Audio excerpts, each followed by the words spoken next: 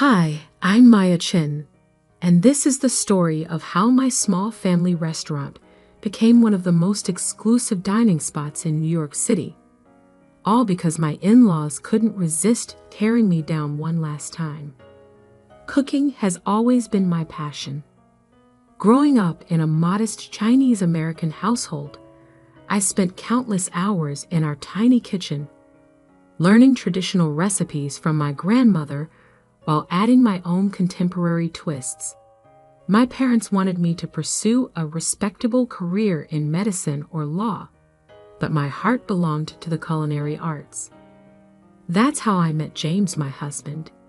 He was a regular at the small Asian fusion restaurant where I worked as a sous chef. He'd come in 3 times a week, always ordering something different, always asking to compliment the chef.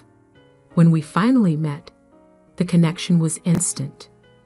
He loved my innovative takes on traditional dishes, and I loved his genuine appreciation for culinary creativity. What I didn't love was his family. The Whittakers were old money, with a lineage that apparently traced back to the Mayflower, something his mother, Elizabeth, mentioned at every possible opportunity. His father, Richard, was a real estate mogul who owned half the commercial properties in Manhattan's Upper East Side. And his sister, Victoria, was a social media influencer who'd never worked a day in her life, but somehow had 3 million followers on Instagram. From the moment James introduced me, they made it clear I wasn't their kind of people. A chef? Elizabeth had said, her voice dripping with disdain. How quaint.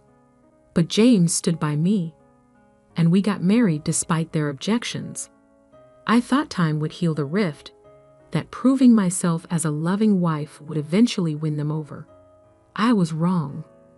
5 years into our marriage, I decided to pursue my dream.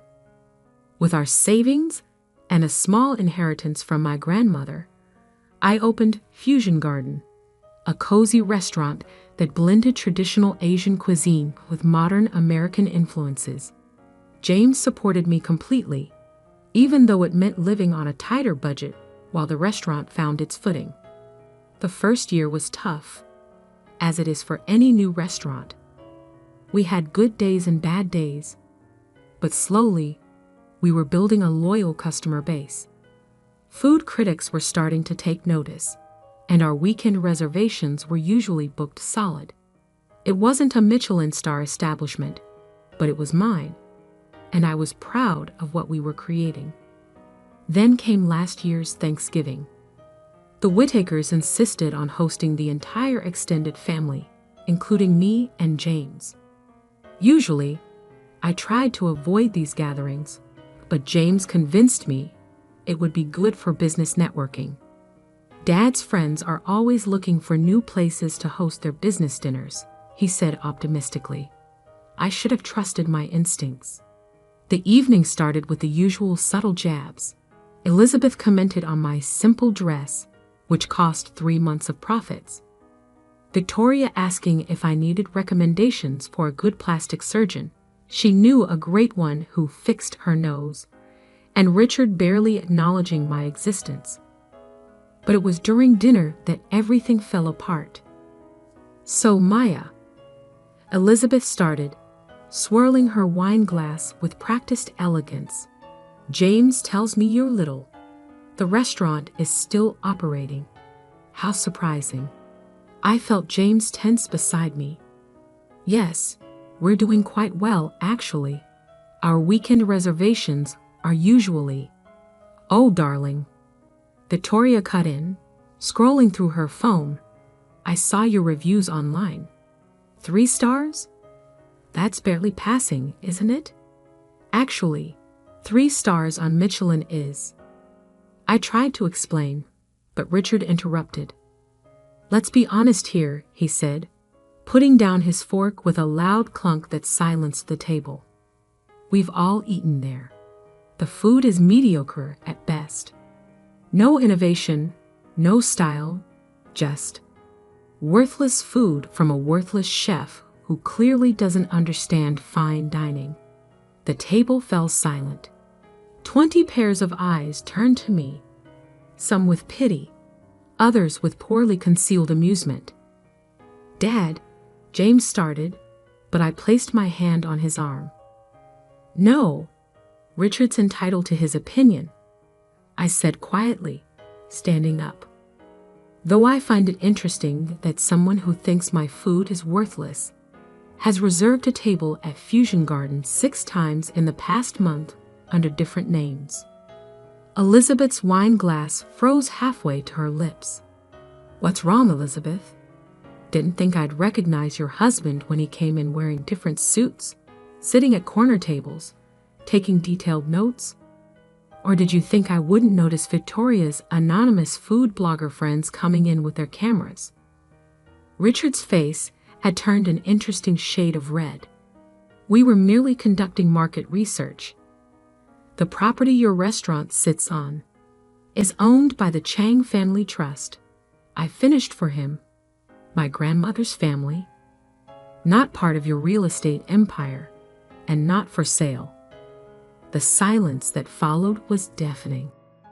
"Now, if you'll excuse me," I continued, placing my napkin on the table, "I have a restaurant to run.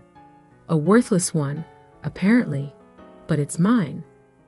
I walked out of that dining room with my head held high, ignoring Elizabeth's spluttering and Victoria's furious typing on her phone. James followed me to the car, apologizing profusely, but I barely heard him. Because during those painful minutes at the Whitaker family table, a plan had started forming in my mind. A plan that would take 6 months to execute, would cost me every favor I'd ever earned in the culinary world, and would ultimately change everything. They thought my food was worthless. Fine. They wanted to conduct market research. Perfect. They didn't think I understood fine dining. Oh, they had no idea what I was capable of. That night, as James slept, I made 3 phone calls. The first was to my old mentor from culinary school, now a celebrated chef in Paris. The second was to a restaurant designer who owed me a favor. And the third was to a certain celebrity chef known for transforming restaurants. By morning, Operation Restaurant Revolution was in motion. The next 6 months would test everything I knew about cooking, business, and revenge. And the best part, the Whitakers would never see it coming. The next morning, I arrived at Fusion Garden earlier than usual. My staff could sense something had changed. There was a new energy in my movements, a spark in my eyes that hadn't been there before. They'd learn why soon enough. "Team meeting in 10 minutes, I announced, tying my apron with practiced precision. "Everyone needs to be there." And I mean everyone. As my staff gathered in the dining room, servers, line cooks, dishwashers, hosts, I took a deep breath and shared my vision. Over the next 6 months, we would transform Fusion Garden into something unprecedented in New York's culinary scene. But I needed their complete dedication and discretion. "What I'm proposing will be the hardest work you've ever done," I told them frankly. "Double shifts, late nights, endless practice. Some of you might want to leave, and I'll write glowing recommendations if you do. But if you stay," I smiled, "you'll be part of culinary history." To my amazement, not a single person left. They'd seen how I treated my staff, like family, better than my actual in-laws had ever treated me. They trusted me, and that trust was about to pay off. The next few months were a blur of activity, all conducted under absolute secrecy. The restaurant designer I'd called, Marcus, worked after hours, transforming our cozy dining room into something spectacular. We replaced every table, chair, and light fixture. The walls were redone in hand-painted murals depicting the fusion of Eastern and Western culinary traditions. The kitchen was completely reorganized and equipped with state-of-the-art equipment. My old mentor, Chef Jacques, flew in from Paris twice a month to help refine our techniques and train my staff. Together, we revolutionized every recipe on the menu, elevating each dish while maintaining the soul of the original concept. We weren't just making food, we were creating edible art. But the real game changer was my third call from that night, to Gordon Ramsay's team. I'd met Gordon briefly during my culinary school days, and he'd remembered my innovative dessert fusion that won a national competition. When I explained my situation and my vision, he was intrigued enough to get involved. The plan was simple but ambitious. Gordon would feature Fusion Garden in a special episode of his new streaming series about revolutionary restaurants. But first, we had to become revolutionary. For 6 months, we operated on 2 tracks. During regular hours, we maintained our usual service, though with gradually increasing prices and limited availability of reservations. Richard continued his undercover visits, taking notes and looking smug. Victoria's blogger friends kept coming in, posting lukewarm reviews about our decent but uninspired offerings. But after hours, we were building something extraordinary. My staff trained relentlessly. Every dish was deconstructed and rebuilt. Every service pattern was choreographed to perfection. We weren't just preparing food, we were creating an experience. James watched all this with a mixture of pride and concern. "Are you sure about this?" he'd ask, seeing me return home exhausted at 3 a.m. "You don't have to prove anything to them." "This isn't about proving something," I'd reply. "This is about becoming something." Finally, after 6 months of preparation, we were ready.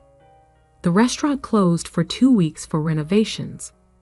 Victoria immediately posted about how this was the beginning of the end for Fusion Garden. Richard was overheard at his country club betting on how long before we went bankrupt. Perfect. The night of our reopening, I made sure the Whittakers received a special invitation. Elizabeth's RSVP came back with a note about how they were so concerned about our struggles and would of course support family in difficult times. They arrived as a group: Richard, Elizabeth, Victoria, and several of their society friends. James met them at the door, playing his part perfectly. "Maya's in the kitchen," he said, sounding worried. "She's been acting strange lately." They sat at the best table, already smirking, ready to witness what they assumed would be my humiliation. Then the show began. The new Fusion Garden was unlike anything they'd ever seen. Each dish was a theatrical presentation of flavor and technique. Dim sum that levitated on magnetic plates. Soup served in hand-blown glass spheres that dissolved when touched. Traditional Chinese dishes deconstructed and rebuilt with molecular gastronomy techniques. And in the middle of service, right on cue, Gordon Ramsay walked into the kitchen. The dining room went silent as he emerged a few minutes later, sampling dishes, nodding approvingly. Camera crews captured everything, including the Whittakers' increasingly pale faces.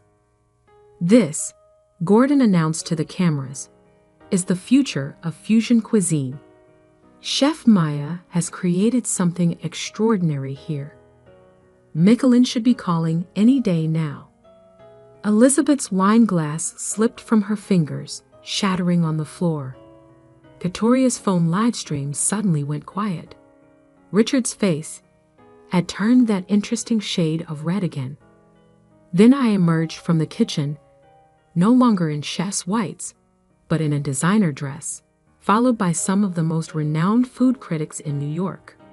They'd all been there incognito, scattered throughout the dining room.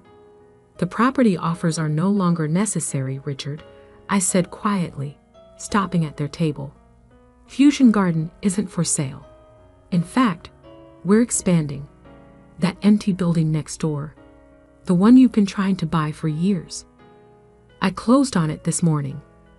We're opening a culinary school. You can't. Richard sputtered. Oh, and Elizabeth? I continued. Those reservations you've been trying to make under different names. We're booked solid for the next year. But don't worry, I've saved a permanent table for my family.